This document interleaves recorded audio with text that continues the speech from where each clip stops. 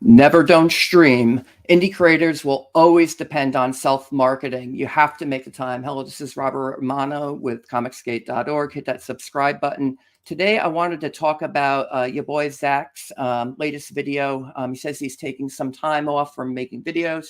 He's very great at making videos. And he's also a very prolific indie publisher right now. By my count on Indiegogo, Splato Comics currently has 28 campaigns.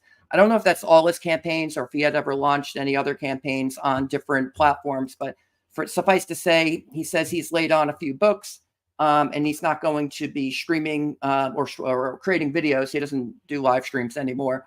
I've backed a number of these books. I've really enjoyed the Jawbreaker City series, including God King. I think that was my favorite one. 499 is another great one that I also really enjoyed with Narwhal.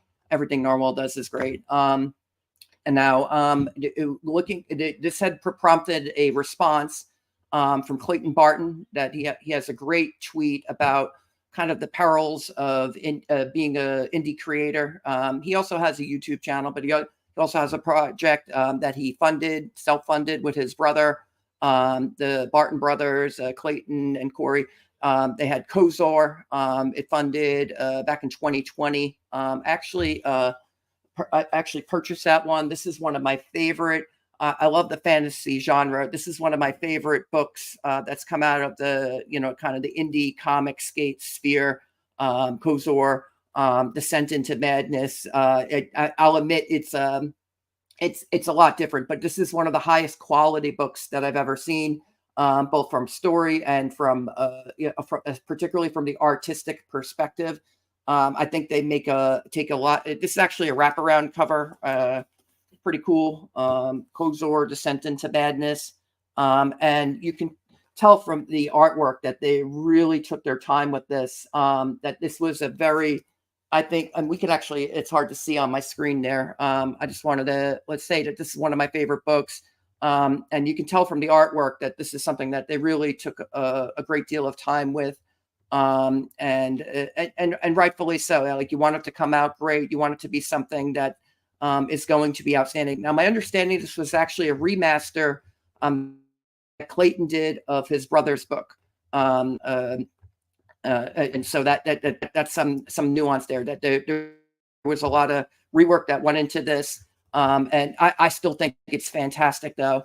But let's stop sharing our screen for a second, because what prompted Mr. Barton's analysis or tweet was actually a video from Eric July, Young Ripa. Also, I backed a couple of his books. Let's see here. Share screen again. I have to share audio, so we're going to share the screen. We're going to go to, we have to share a tab. So we're going to go to, this is the correct attitude. Okay. So this actually covers the Yo Boy Zach video. And I just wanted to let this video play because the Bartons are going to respond to it. And I think it's worth listening to what he had to say. Okay, here we go. We're sharing audio. Or hit Despite play. me being subscribed to him, I missed this video. Boy Zach, fans shared it to me due to a thread on X from a guy that is now sort of spiraling. He's resorted to lying, saying I'm attacking Comicsgate, and that's an act of desperation to try to rope others into fighting with him and on his side in a war that's made up in his own head. People are starting to see through this, and there's nothing I need to address there. But you may remember that video in which I said this. No matter the credentials of some of you, your profession is not really as a comic book creator, is it? Your YouTubers that do comics on the side, and the lack of output highlights this. That popped off an interesting conversation on the web. I was more so coming from a place of honesty. There are people that lack self-awareness that are taking shots at me despite sitting on tens, even hundreds of thousands worth of unfulfilled projects, and they'll have nerve to liken something that I'm doing to fraud. But let's listen in on your boy Zach. No videos until I get one book off to the printers. To set the scene here, your boy Zach has had his own campaigns that need to get fulfilled. Despite doing some very insightful videos, he's now going to stop doing videos until one of those books gets sent to print. He highlights how myself and other people have been getting things done and how this hobbit-looking publisher fulfilled 14 campaigns last year. Instead of treating it like a knock, he's getting to work. But this is where things get really good. Years ago, I know it's a controversial topic right now, but years ago, a friend of mine said, are you a YouTuber or are you a comics publisher? So like, I just didn't get it. And then over the years, it became really, really obvious that it is a choice that you have to make. I've noticed other people recently talking about, is a person a YouTuber who makes comics or a publisher who makes YouTube videos? Now, I wanted originally to be both, and I don't think it's possible. He's not right because I said it. He's right because it's the truth. Publishing independently requires a lot of time and work. There's nothing wrong with making comics as a hobby, but let's call it what it is. Despite being very profitable, I canceled my own daily show due to the Rippaverse. As valuable as being active on social media is, you have to pick your spots. You don't get 3 books from us without a whole lot of work. And I'm trying to get 6 books out this year. And the audience is starting to pick up on people who are taking their projects, let's say, not seriously, and they're kind of coasting and using their audience like it's their personal piggy bank, so they stumble across the finish line. I respect Zach for acknowledging the problem and just getting to work. Customers expecting their products within a reasonable time frame, especially if it was imposed by you, that timeline that is, that's not unrealistic. It's basic respect for your customers. People are parting ways with their money. It doesn't matter if you are doing pre-sales like us or you're doing the crowdfunding thing. Take your business seriously. The industry thrives when you do that. Just simply deliver. It doesn't need to be a rush job. You just need discipline. And it looks especially bad when you dedicate several hours drama tubing about others that do deliver. Getting bent out of shape about such a basic statement is telling, especially coming from those that claim others can't take criticism. It's almost as if that was never true, and it was more of a projection. Use 2024 to get focused up. It doesn't matter what group you belong to or even what industry you're in. Take it seriously when people pay you. Don't kill your own momentum, enthusiasm, or trust of your customers by being nonchalant about the delivery. It doesn't matter how good you think you are or how much better you think you are than others. There are some incredibly talented people out there that are fulfilling their obligations. Some have a lot of resources, some hardly have any. Everybody knows quality isn't the reason you're missing deadlines. Take a step back from drama, social media, and YouTube and dedicate more to your craft. This advice everybody can follow, including myself. Let's make 2024 the year of a creative renaissance. Get to work and go be great. And please, for the love of God, when there's any hiccup in the process, don't ghost your customers. Communication and transparency goes a long way. Okay, so that's Eric July. Now we're going to have to unshare our screen one more time. We're going to stop the screen.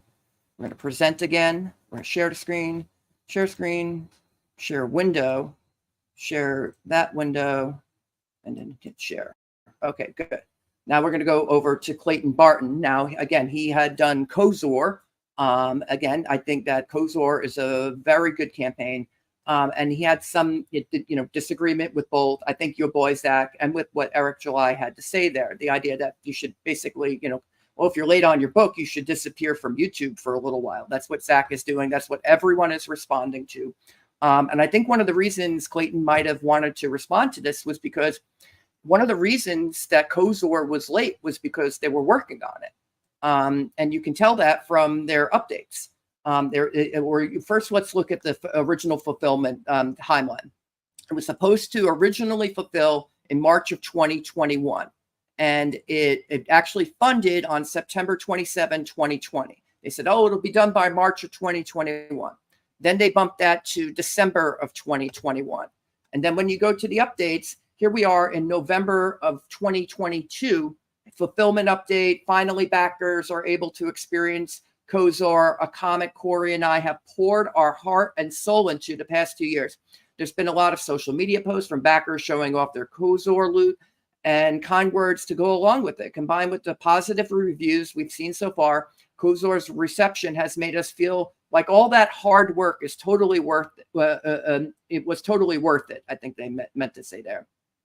I do have an update on how fulfillment is progressing. Currently, it's hit a small delay as we lost a decent-sized shipment of Kozor books in transit. The Postal Service haven't been able to track it down, and after issuing us a refund, are issuing us a refund. Luckily, all the books were insured. This wasn't entirely unexpected, as shipping in bulk can be a risk for this very reason. We'll be ordering another print run, 40 orders that have still not yet been sent out. So even in November of 2022, despite a March 2021 and then a December 2021, a year later, they were still fulfilling their books. But I have to say, it was worth the wait. Kozor is, again, this is one of my favorite books that's come out of Comicsgate and from indie comics in general. And I highly recommend it, except it's closed right now. But what I would also note is that they had originally raised about $20,700 as of 2020. And then in that time, they more than doubled their haul from the funding period to $44,500. And I think one of the reasons for that is because while they were working on their book, they kept on promoting it in demand, even probably when it was late. I mean, I think that that's something you have to do. You have to, as Eric July said, keep your backers up to date. And backers liked what they were seeing. Despite the lateness, they kept on backing this book. And I think for someone who this is their, I think this was their first book. We can check on that. Let's, if we click on Barton Brothers Studios, we go view full profile here. We'll see that they've only ever launched one campaign. So this is their labor of love, Kozor. They say they poured their hearts and soul into it. I can tell you, I've read the book. The story and the artwork are outstanding. I only caught one typo. That said, just a slight bit of criticism there. It wasn't message, it was massage. I think they probably know what I'm talking about. But this book, I think, really speaks for itself in terms of quality. It is about quality. The reason it took so long was because they were busting their ass to get this book done. So let's go to Clayton Barton's post now. He states today, so focus on producing your book and getting it out on time instead of building up an audience on YouTube, but also don't expect others to promote you. Wouldn't that be great if we could just focus on making our books and not worry about anything else? Eric's echoing the sentiments of backers, and that's just good PR. Heck, schooling other creators on how they're letting down their supporters only separates him from the pack, right? But if you're an independent creator who's just starting out or doesn't already have an audience the size of Ripa's, the raw truth of the matter is you've got to do both to run a successful crowdfunding campaign. Comics do not sell themselves. They also don't get done if they're not being worked on. If you've already got an audience the size of Eric's, you can afford to trade out your channel to focus on comics for a while, or Zach for that matter. He's got 104,000 subscribers. There you go, your boy Zach. Comics Matter with your boy Zach, 104,000. I think Eric July, he has 511,000 subscribers. But both say they're taking time away from YouTube to focus on their comics, because the fulfillment, once you have thousands of backers, then maybe fulfillment starts to become a bit more of a hassle. You have a lot less time to promote. And in that context, I believe Ethan Van Sciver, he's also not been live streaming as much. I think you all note he has 146,000 subscribers. Between him and Eric July, they've both raised millions of dollars for ISOM and also for Cyberfrog Comics. And for Rainbow to Brute. Rainbow to Brute, as you know, is running a little late, but Ethan is showing his progress on his Twitter, and he's still promoting it. He's still selling it in demand. He's still making sales, despite the fact that it's late. And so he's not going to stop promoting, because if you stop promoting in the middle of your campaign, even if it's in demand and even if it's late, well, the Barton brothers, they might have missed out on $24,000 for their very first project. So actually, you can still sell, even if you're late, even if you're in demand, and you can still produce something of a very high quality. And the quality could, in fact, or the amount of time that a creator has, if they're crowdfunding, they might, underestimate, overestimate, whatever time, underestimate the amount of time that it's going to be to fulfill the project. But they did fulfill the project. And again, it's one of my favorite books. So there it is. But getting back to the post here on Twitter, if you've already got an audience the size of Eric July's, you can afford to trade out your channel to focus on comics for a while. If you don't, but you still want to be a comic creator instead of a YouTuber, then being your own production and marketing team is your only option. Eric chose to be a YouTuber, then decided to do comics once his audience was big enough. That's the path of an influencer who essentially can choose to sell anything he wants and make a ton of money from it. Don't be fooled by marketing pitched as the ideals you want to hear. Reality will only disappoint you. So then he says that you've missed the point. And then I think the crux of the video flew over your head. Your point is to get your book done and deliver over being a YouTuber if making comics is what you want to do. I'm saying you need to do both even after it's funded. No, that's not the point. This is about priority and time management. And at no point do I operate as if you can't do both, but one will be priority over the other. That's the point Zach was making. And that's the point I made. Zach said that he cannot be a publisher and a YouTuber. He's got a demand for his books has gotten to the point where he doesn't have as much time to YouTube. Now, is this a lesson applicable to Clayton Barton? Obviously not. For an up and coming creator, I probably, if anyone is ever going to pay attention to Children of the Grave, I have to make a presence somewhere. So I'm probably going to have to make a video. I should probably talk about stuff like this. And I had a response to this. I think, Zach says he has a time management problem, and that can you totally, if he has to not stream or make videos because he doesn't have time for it, that's fine. Now, I just note the fact that I think that Clayton Barton, that's How to Draw Comics on Twitter, you can follow him there, is absolutely correct. If you analyze success in crowdfunding comics, it is directly attributable to building a platform and an audience for your work. I would note that howtodrawcomics.net, you can find them on YouTube, and they have about 53,000 subscribers. That's pretty decent YouTube channel, as a matter of fact. And I bet you that's at least part of the reason why they were able to raise, tens of thousands of dollars, 44,500. It's for a first campaign, that's very good. In my opinion, lots of creators, they're lucky if they can break 5 figures on their first campaign. They got 44,000. And I'm sure they'd like to raise more if they do Kozor too. Because if they raise more money, they'll have more time, I bet you, to focus on it. Because a lot of people who are crowdfunding, they have day jobs, and they're not always profitable. You can afford to do it at cost. And if you can crank out a lot of books, if you say you could crank out like 5 books a year at 44,000 a pop, maybe you could do it full time or something like that. Or say you could raise $200,000 for a book and then just do it once a year. I bet you creators like that can afford to kind of do it full time. I think for most creators, though, the vast majority of them that we've documented on comicskate.org, check it out. It's going to be creators who are raising far less than Eric July or Ethan Van Sciver, or even the Barton brothers. This is a YouTube aggregation website. And so I wanted to talk about that because my experience with creators who register for the site, it's interesting. For a long time, I've received registrations. And again, those who are successful have big YouTube channels. That is the consistent thread. John Malin says, grab an oar and build your platform. He is absolutely correct. If you do an analysis of success in crowdfunding, it is directly attributable to building a platform and an audience for your work. For a long time, I've received registrations for comicskate.org. It's a video aggregation website from creators with very little presence on YouTube, often as soon as they're launching projects. So they'll launch a project, they'll say, oh man, I need to raise some money. Oh, I'll go on comicskate.org and the website will promote it for me. Except the website's promoting YouTube channels mostly. That's what gets posted to Twitter. And that's what you see on the scroll here are the latest videos.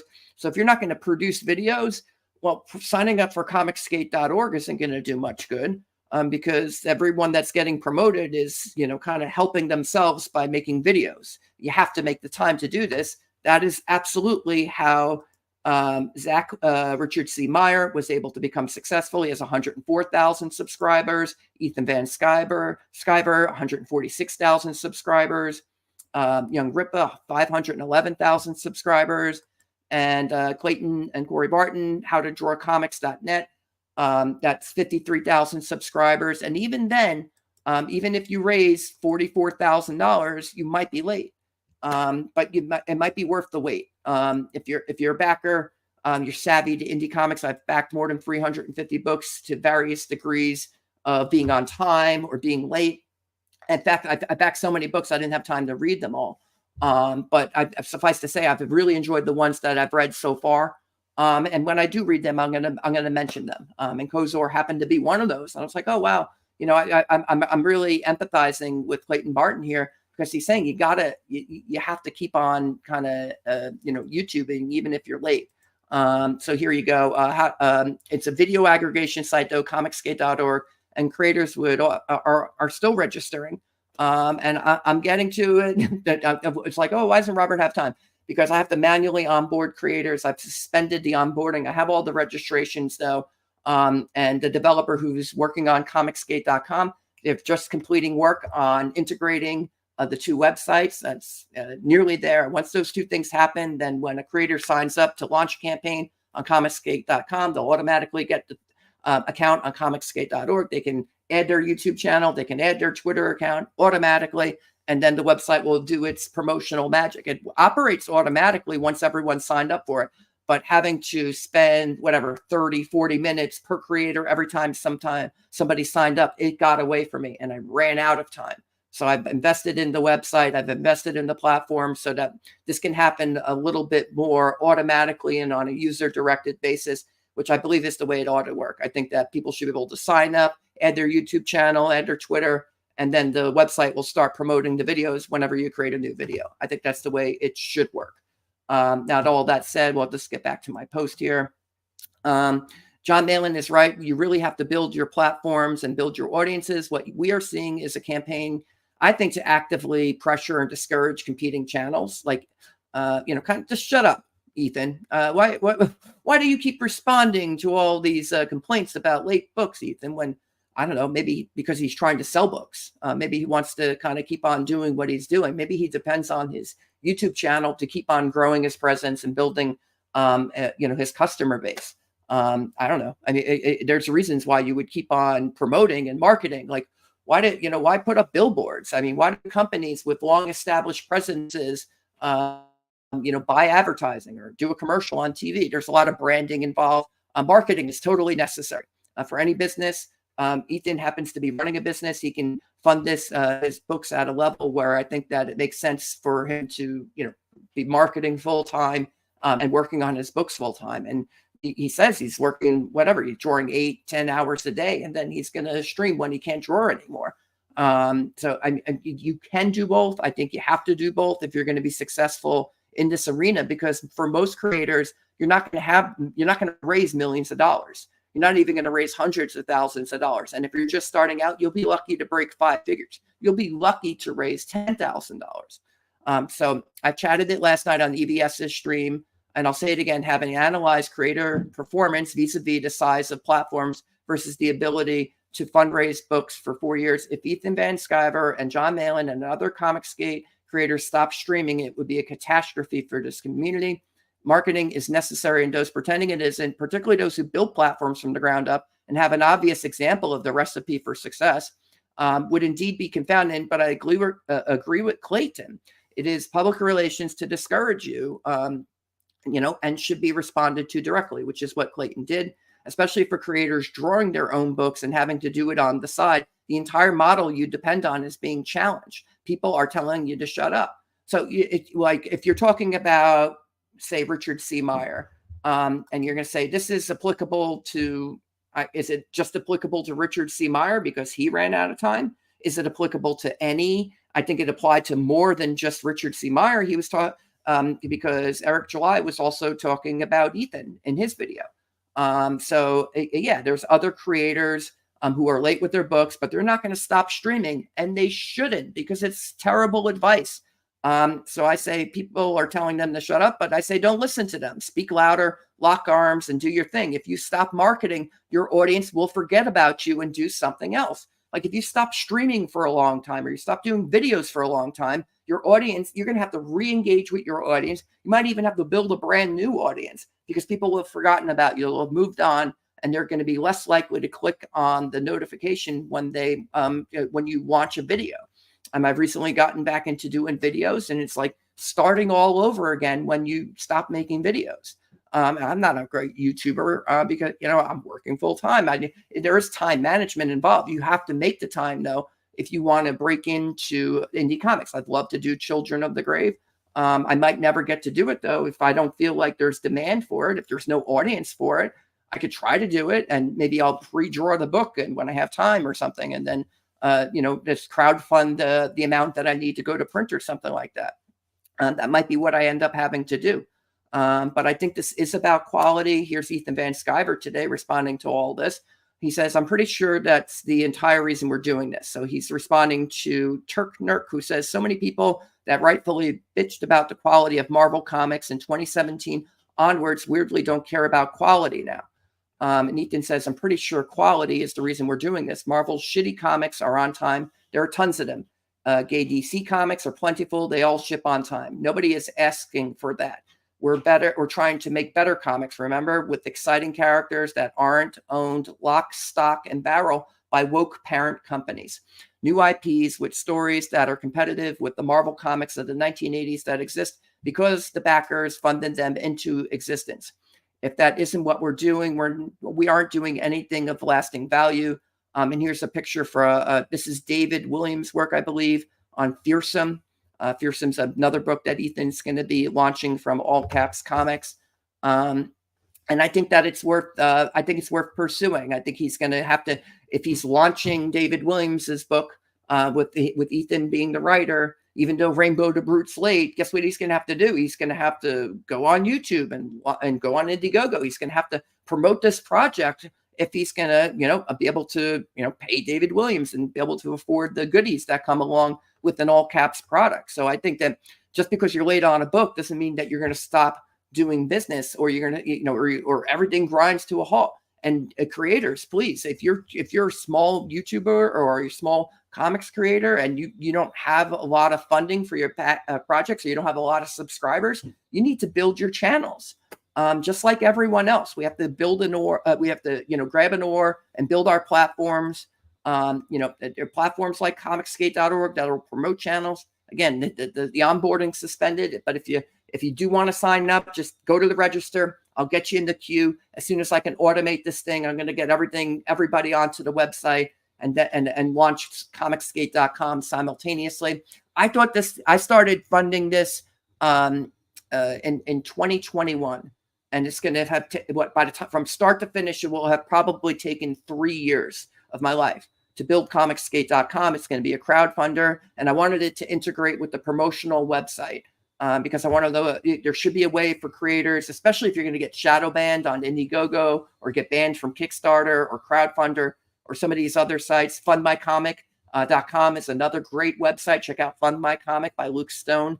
That's also a place where if you don't want to be shadow banned, you could check that out as well. I wanted to do it at the time. I didn't know if this was what would work. I didn't have confidence that Indiegogo and Kickstarter would be available vehicles for comic skaters for the long haul. So I wanted to, in 2019, I bought comicsgate.org because it was just sitting there. I developed it in 2020. Never Don't Stream. That's a line from Liam Gray, I think, in Oz. I think it was Liam, though. He was, and basically the idea was, you got to keep going. You got to build your channel. You got to keep on talking to your audience as well as your customers, because you're going to have to, every time you do a new book, you're going to have to find new customers. And this happens all the time in fundraising. For example, in politics, you always have to constantly be building your list when you're doing fundraising, particularly, because what happens is people will donate once, or they'll sign a petition and then they'll donate, but then they're not going to donate again for another year or two. And so you constantly have to be building the list, finding new people to sign the petitions in order to get them to make a donation. That's kind of how it works in political fundraising. I think crowdfunding is going to be similar. But again, I've focused a lot of time and energy and capital on building these platforms because I believe in them. And when they're ready, I'm going to launch them, kind of try to do it commercially. And it took a really long time, and longer than I expected. And, and I'll apologize for that and say I failed, but I've never given up. I've never surrendered. Just like the Barton brothers, they never surrendered. And they got Kozor delivered, and I can't wait for Kozor 2. I think that it's a wonderful project. And the whole time they were keeping their backers up to date, and they were still YouTubing. That whole time, during the time that they were late, they were they're working on their books, but they kept on promoting. They kept on trying to build their channels because that's what you do. You have to keep on building your channel because you need to keep your customers up to date. You need to keep your audience up to date, and you need to remind people that you're still there so that they'll say, "Oh yes, I'm excited to get the books," and they get their books. They're very excited. They read the books, and hopefully they'll review the books. And then and from there, and then they can launch Kozor 2, and hopefully get more than raise more than 44,000 on the second book. Comic Skaters, I think a lot of them have had great success. Could the Kozor book and the Barton brothers, could they get to 6 figures on their second book? I mean, the artwork is just phenomenal. And again, I personally really enjoyed the story. I don't want to spoil it because I'll just say Descent into Badness, I think, is correct. Because look at this artwork, though. This is absolutely phenomenal. And they're just almost without peer. I don't want to say they're peerless, but this, it's a very distinct style. The Barton brothers, I think, are incredibly talented, both from writers and artists. And so I understand it. They funded their book and they were late. And they had something to say about the idea that late books, you better stop streaming or making videos if you're late with your books. And it's like, that's not how it works for 99% of creators. Like, yeah, if you're Richard C. Meyer or you're Ethan Van Sciver or Eric July, you can maybe you can step back from YouTubing because you've raised enough capital to to really focus on your books. And so maybe you can do a few less videos or something like that. And again, I know Ethan's been doing fewer videos. He's been doing more video shorts though. So if you check out Ethan's channel, you'll see that he's got more kind of regular videos. 7 days ago, 8 days ago, 8 days ago, 10 days ago. So he's gotten back into the habit of making kind of shorter filled content there. But do check out comicskate.org. This is Robert Romano again. Never don't stream, guys. You got to build your platforms. John Malin is right as usual. And hit that subscribe button, ring the bell for notifications. But first, I think we can go to. Let's see. We got some chats here, but it won't take very long to get through them. I thank you for listening, guys. Hatch450SX says, Zach is a trader who hates CG. I like Zach. And again, I've enjoyed his Jawbreakers series. Let's see here. Metal Movies. And Brewski says, Robert Romano. Well, cheers. Metal Movies and Brewskis. We'll have a drink to that. Again, guys, hit that subscribe button, ring the bell for notifications, and have a good evening.